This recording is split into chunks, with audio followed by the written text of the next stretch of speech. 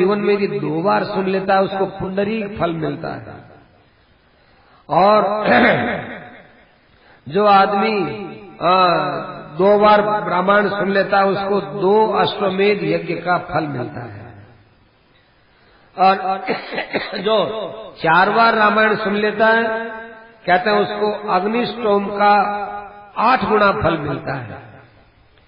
5 बार जो सुन लेता है वो अत्यग्निष्टोम यज्ञ का 2 गुना लाभ उसको मिलता है। जो व्यक्ति 6 बार इसको सुनता है वो अग्निष्टोम का 8 गुना लाभ ले लेता है। और भाई जो इसको 8 बार सुनता है उसको नरमेध यज्ञ का 5 गुना फल मिलता है। और जो 9 बार कथा सुनता है भाग इस वाल्मीकि रामायण की उसको गोमेध यज्ञ का 3 गुना लाभ मिलता है। इसलिए रामायण का परम आनंद पूर्वक ये कथन है। इसको सुनने के बाद मनुष्य के अंदर किसी प्रकार की शोक चिंता आदि नहीं रहती है। धर्म मार्ग प्रवक्तारो मुक्ता एवं संशय है। कोई संदेह नहीं है कि इस रामायण के सुनने के बाद कोई मुक्ति में चीज बाकी रह जाए। जो व्यक्ति राम कथा को बड़े प्रेम के साथ सुनता है वो व्यक्ति आगे ब्रह्मा जी के लोक में आनंद के साथ रहता है। दुस्वप्न का नाश होता है, धन धान्य को बढ़ाने वाला होता है। जो आधा श्लोक का भी पाठ करता है उसके ही सारे पाप दूर हो जाते हैं। और उससे ज्यादा क्या कहें। और भी बताया कि पुण्य क्षेत्र के अंदर बैठ करके इस गुह्य और गुह्यतम वाल्मीकि रामायण को कहता है और सुनता है, कहते हैं उसका तो पुण्य हम बता नहीं सकते हैं। जो पुण्य क्षेत्र, जैसे ये पुण्य क्षेत्र है ऐसे पुण्य क्षेत्र में है। और भाई बताया है कि जो ब्राह्मणों से द्वेष रखते हो, वेद से द्वेष रखते हो, दंबाचार में लगे रहने वाले हो, लोगों को जो ठगते रहते हो, ऐसों के बीच में वाल्मीकि रामायण नहीं कहनी चाहिए। ये तो उनको कहनी चाहिए कि जो माँ बाप की भक्ति रखते हो, गुरुजनों का आदर करते हो और जो कामादि दोष से दूर रहने वाले हो, ऐसे राम भक्ति परायण मनुष्यों को वाल्मीकि रामायण कहनी चाहिए। और संसार घोर कांतार दावाग्नि मधुसूदन है, स्मृतिनाम सर्व पापानि नाशयत्यासु सत्तमा। संसार के अंदर ये संसार क्या है? ये संसार रूपी घोर ये जंगल है। तो वाल्मीकि रामायण और भगवान ये क्या इसमें आग लगा देने वाले हैं। तो इसका स्मरण करने से पाप दूर हो जाता है। इसलिए भाई जो सब शास्त्रों का लाभ लेना चाहे वे 2 ही बात सुने, रामायण की कथा सुने और राम भगवान की भक्ति के परायण रहे।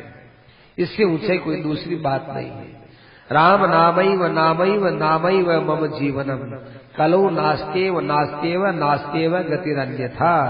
मेरा जीवन तो केवल भगवान का नाम है, भगवान का नाम है, भगवान का नाम है। इस बात को बड़े बड़े आनंद के साथ में धारण कर लेना चाहिए। सूत जी महाराज कहते हैं कि सनत कुमार जी ने जब ये बात कही, सनत कुमार जी ने ये बात सुनी और नारद जी ने कही, तो इससे उनको बहुत शांति का अनुभव हुआ। इसलिए भाई ये वाल्मीकि रामायण है, इसको बड़े प्रेम के साथ सुने। और उसके कई ग्रह उपग्रह ये खराब रहते हैं, जीवन में सब नष्ट हो जाते हैं। ये कई लोग जादू टोना टोटका कई कराते हैं, हमारे ये हो जाएगा, दिन मान बदल जाएंगे, हमारे ये है तो ये बदल जाएगा। ये सब जो है भगवान के नाम में इतनी शक्ति है कि इनको मानने की जरूरत ही नहीं है। और रामायणम आदि काव्यम, और ये वाल्मीकि रामायण की कथा सुन लो, किसी ने कह दिया हमारे पर टोटका कर दिया और हमारे पर ये कर दिया, कहते कोई डरने की जरूरत नहीं है। रामायण में बड़ी ताकत है, सब प्रकार से इन टोटकों से मुक्ति दिलाने वाला है। शतजन्मार्जित पापी सद्य एव विमोचिता। सैकड़ों जन्मों के पाप इसके सुनने से नष्ट हो जाते हैं। विष्णु लोकम स गच्छति, और वो भगवान विष्णु के लोक में चला जाता है। इस प्रकार भाई ये अभी तो भगवान की कथा के बाद जो है अगले मध्यम विश्राम के बाद कहेंगे। भगवान की असीम अनुकंपा से श्रीमद् वाल्मीकि रामायण का अब शुभारंभ कर रहे हैं। वाल्मीकि रामायण की अपार महिमा है। स्कंद पुराण के 5 अध्यायों में नारद सनत कुमार के संवाद के अंतर्गत 3 महीनों के 3 उदाहरण देकर के आदि काव्य महाकाव्य वाल्मीकि रामायण की महिमा का वर्णन हुआ है। अब आगे वर्णन किया जा रहा है। एक बार वाल्मीकि जी महाराज ने नारद जी महाराज से पूछा। नारद जी तपस्या किए हुए थे, स्वाध्याय में बड़े निरत थे, मुनियों में बड़े श्रेष्ठ थे। नारद जी से बढ़कर और कौन दूसरा हमारे लिए बताने योग्य पुरुष होगा, ऐसा विचार कर वाल्मीकि जी ने पूछा कि हे ऋषिवर, इस संसार में सबसे गुणवान पुरुष कौन है? चरित्रवान पुरुष कौन है? सब प्राणियों के हित में रहने वाला कौन है? और सबको प्रिय दृष्टि से देखने वाला कौन है? सबके हृदय में प्रिय भाव पैदा करने वाला कौन है? आत्मवान कौन है? क्रोध को जीतने वाला कौन है?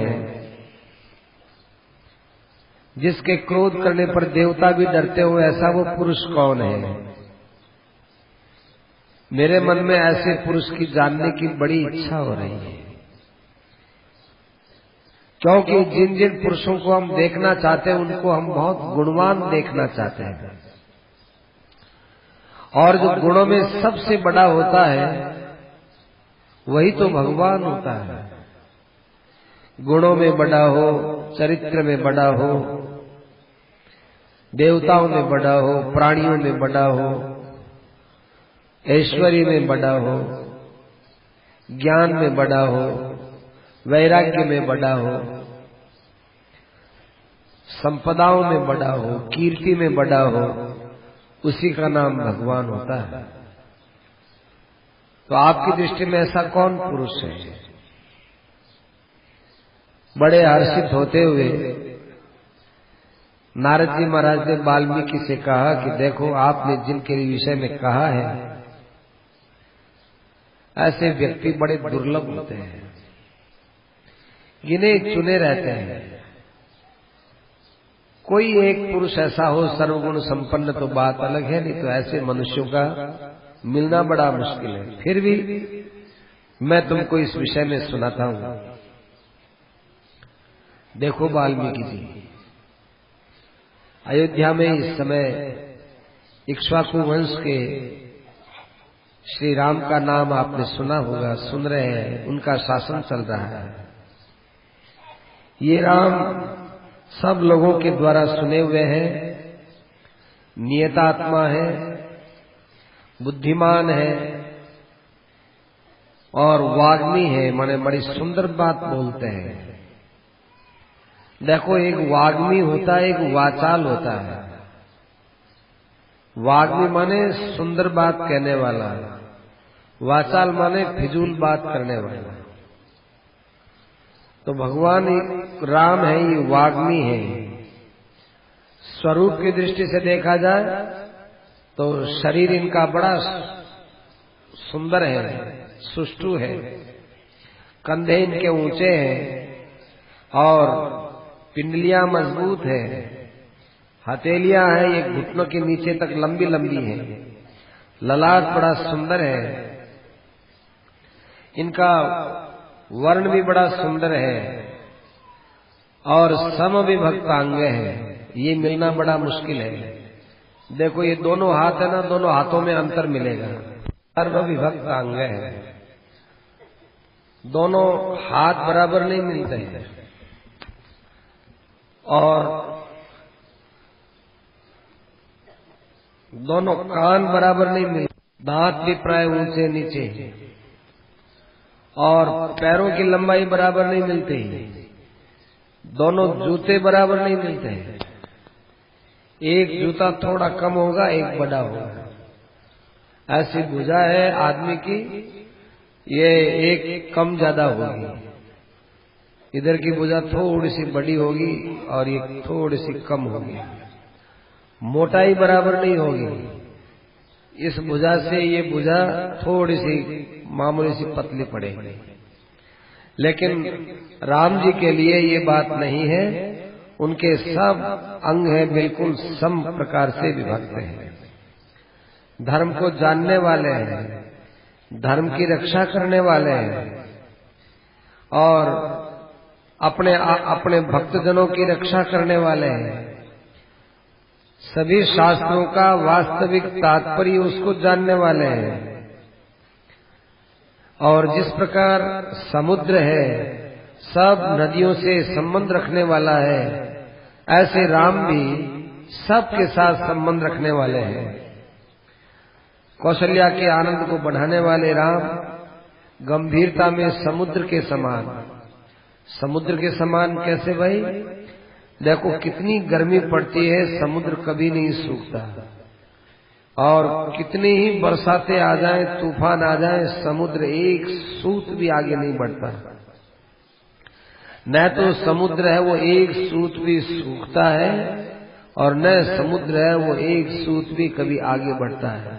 देखो छोलों से आना, लहरों से आना जाना अलग है, लेकिन अपने आप में जब रहता है तो भाई वो किसी प्रकार से घटता बढ़ता नहीं है। और धैर्य में हिमालय के समान है, विष्णु के समान पराक्रम में है, चंद्रमा के समान सबको शीतलता प्रदान करने वाला है। क्रोध करने लगे तो कालाग्नि के समान है, और क्षमा में पृथ्वी के समान है। त्याग के अंदर कुबेर के समान है। ऐसे सर्वगुण संपन्न श्री राम को देख करके हमें और किसी में ये विशेषता नहीं दिखती है। देखो वाल्मीकि जी, राम अपनी प्रजा के हित में लगे रहते हैं। इन राम के विषय में हम आपको बताते हैं कि राम जिस समय सीता के साथ विवाहित होकर अयोध्या में आए थे, उस समय इनकी कैकेयी माता ने दो वरदानों के सुरक्षित होने के कारण एक वरदान में राम को वनवास और दूसरे में राम जी को वनवास और दूसरे में भरत को राजगद्दी का प्रस्ताव दशरथ के सामने रखा था। बड़ा आश्चर्य है कि माता पिता की बात की रक्षा के लिए बड़े हर्ष के साथ ये राम राज्य को छोड़ करके चले गए। राम से भी बड़ा त्याग लक्ष्मण ने किया। सब सुविधाओं को एक भाई के प्रेम के अंदर न्योछावर करके चला जाना, ये लक्ष्मण जैसा दूसरा कौन करेगा। और भाई जनक कुल में पैदा होने वाली सीता, जो कि राम की पत्नी थी, सब लक्षणों से संपन्न थी, वह भी अपने पति के साथ में वन के लिए रवाना हो गई। ये हमारे दिल में बहुत विशेष त्याग की बात दिखाई दी तीनों में। फिर वे श्रृंगवेरपुर पर पहुंचे। निषाद राज के साथ उनकी मित्रता हुई, और फिर ये सुमंत जी को छोड़ करके जंगलों में आगे निकल गए। भरद्वाज ऋषि के पास गए, उनके कहने से चित्रकूट में जाकर निवास किए। वहां उनको देव गंधर्वों जैसा बड़ा विलक्षण सुख मिला, क्योंकि चित्रकूट ऋषि मुनियों की तपस्थली है। बहुत आनंद के साथ वहां रहे। इधर पुत्र शोक के अंदर महाराज दशरथ का देहांत हो गया। भरत जी महाराज तो ननिहाल गए हुए थे, आए और वशिष्ठ आदि ने सबको उनको राज्य देने के लिए कहा। भरत जी ने राज्य नहीं लिया और वे राम जी के चरणों की प्रसन्नता के लिए चित्रकूट की ओर रवाना हो गए। चित्रकूट पहुंचने पर अपने भाई राम के सामने उन्होंने बड़ी नम्रता से निवेदन किया, त्वमेव राजा धर्मज्ञ। हे राम, धर्म के अनुसार धर्म के तत्व को आप जानने वाले हो, अतः हमारे अयोध्या के राजा तो आप ही हो। राम जी ने भी पिता के आदेश को सामने रखकर राज्य को स्वीकार नहीं किया। भरत जी ने प्रेम के कारण उनके खड़ाऊ को लाकर नंदीग्राम में स्थापित किया और राम जी के आने की उन्होंने प्रतीक्षा की। राम जी महाराज अपने नगरवासियों को विदा करके चित्रकूट में बड़े दुखी भाव से रहने लगे। उनके मन में बार बार भरत आदि की याद आने लगी। राम जी को आज इस बात का ज्ञान हुआ कि देखो थोड़ी देर का मिलन चित्रकूट में हुआ तो देखो मुझे सबकी याद आ रही है। उसी अयोध्या में भरत रह रहा है और मेरी याद के अंदर किस प्रकार से अपना दिन निकालता है। राम जी महाराज चित्रकूट को छोड़ करके दंडकारण्य में चले गए। वहां विराट का उद्धार किया, शरभंग ऋषि से मिले, सुतीक्ष्ण से मिले, अगस्त्य और अगस्त्य के भाई से मिले। अगस्त्य ऋषि से उनको इंद्र का बाण मिला, तलवार मिली और अक्षय तूणीर मिले। इस प्रकार से और भी ऋषि मुनियों के साथ वे मिले। सब ऋषियों के सामने प्रतिज्ञा की कि मैं सारे राक्षसों को मार दूंगा। इस प्रकार से अगस्त्य ऋषि के कहने से दंडकारण्य में पंचवटी में रहने पर रावण की बहन शूर्पणखा एक बार आई और शूर्पणखा ने तरह तरह से राम को लुभाया। जब राम ने लक्ष्मण को नाक कान काटने के लिए आदेश दिया और वो नाक कान काट दिए गए तो खरदूषण और तीसरा 14,000 सैनिकों के साथ राम से युद्ध किए। राम ने उनको मार दिया। उनकी मृत्यु की बात को सुनकर के रावण क्रोध में मूर्छित हो गया और उसने मारीच की सहायता ली और एक सोने का मृग बनकर मारीच वहां उपस्थित हुआ। उसने सीता का हरण किया। इस प्रकार से रावण सीता को लंका में ले आया। मारीच को सद्गति प्रदान करने के पश्चात भगवान आश्रम में सीता को प्राप्त न करके बड़े दुखी हुए। जटायु से मिले, फिर कबंध का उद्धार किया। मरने के बाद कबंध ने एक स्वर्गिक शरीर प्राप्त करके राम से कहा कि आप शबरी के आश्रम में जाइए। भगवान शबरी के आश्रम में गए। शबरी से पूजा प्राप्त करके शबरी के कहने से पंपा सरोवर पर पहुंचे और वहां हनुमान जी से उनकी मित्रता हुई। हनुमान जी से भेंट हुई और हनुमान जी ने सुग्रीव के साथ उनकी मित्रता करवाई। सुग्रीव ने अपना सारा जीवन राम के सामने रख दिया। सुग्रीव ने अपना सारा कष्ट राम के सामने रखा तो राम जी ने उसका कष्ट आत्मसात कर लिया। ये सुग्रीव की एक अलौकिक भक्ति थी हो, लेकिन साथ साथ में सुग्रीव ने राम जी की परीक्षा की। देखो भगवान की एक आदत है, भगवान को स्वीकार कर लेना चाहिए, भगवान की परीक्षा नहीं लेनी चाहिए।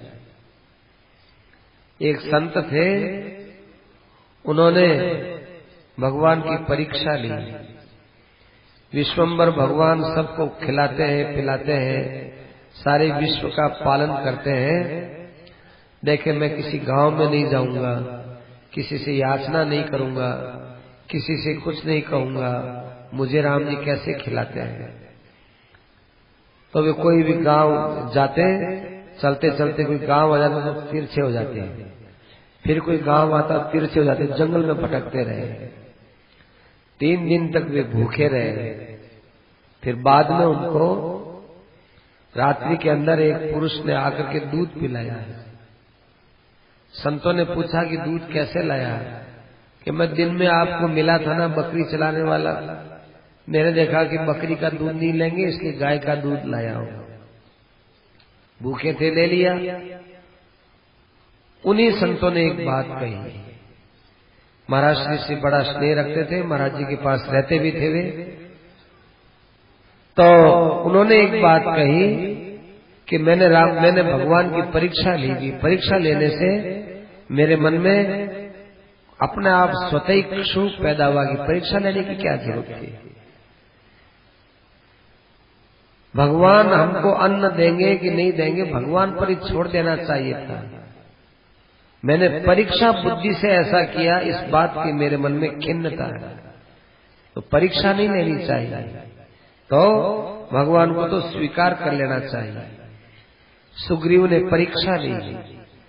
देखो, अग्नि के साक्षी में मित्रता हो गई, सब हो गया, लेकिन फिर भी देखो, दुंदुभी को, महिषासुर को मारा, दुंदुभी को मारा बाली ने, और उसने दुंदुभी को हाथ से उठाकर ये फेंक दिया।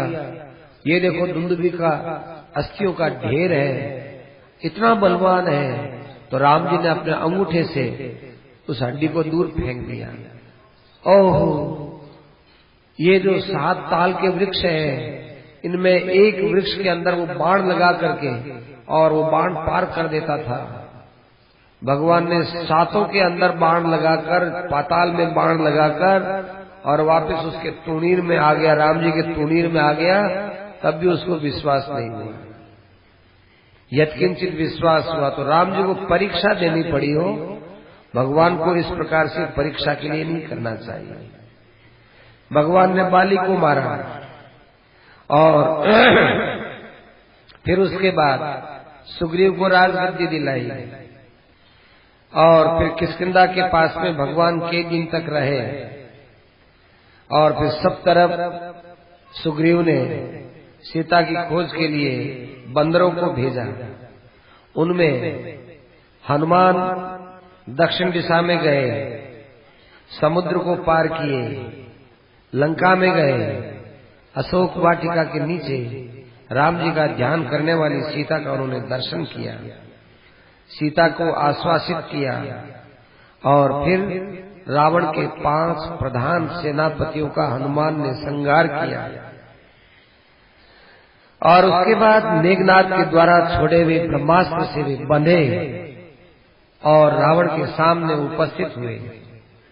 फिर उन्होंने लंका को जला दिया। लंका को जलाने के पश्चात राम जी महाराज के पास में हनुमान जी आ गए। राम जी बानरी सेना को लेकर समुद्र के किनारे पहुंचे, और समुद्र को उस समय राम जी ने अपने क्रोध से क्षुब्ध किया।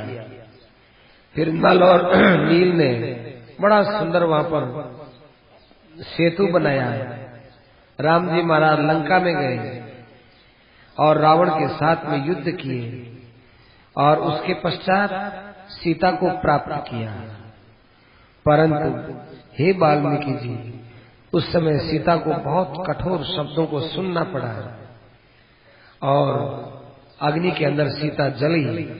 तो साक्षात स्वयं अग्नि प्रकट होकर राम जी के सामने राम जी के ऐसे विलक्षण कठोर कर्म की बड़ी प्रशंसा करने लगा, और राम जी महाराज को सीता उन्होंने समर्पित कर दिया। उसके बाद राम जी महाराज विभीषण को राजगद्दी प्रदान करके पुष्पक विमान में विराजमान होकर वे भरत के पास में आए। आने से पहले उन्होंने हनुमान जी को भरत के पास में भेजा, और फिर भगवान स्वयं नंदीग्राम में आए। नंदीग्राम के बाद अयोध्या पहुंचे। ऐसे राम जी का शासन चल रहा है। देखो, इस राम के राज्य में कभी बाप के सामने बेटा नहीं मरेगा, कोई स्त्री विधवा नहीं होगी, किसी के यहाँ घर में लाए लग करके जलने का काम नहीं होगा, कोई बीमारी से नहीं मरेगा, कोई भूख से नहीं मरेगा, कहीं चोरों का भय नहीं रहेगा। अयोध्या के अंदर धन धान्य की सदा वृद्धि होती रहेगी। राम जी यहाँ पर बहुत प्रकार से अश्वमेध यज्ञ करेंगे।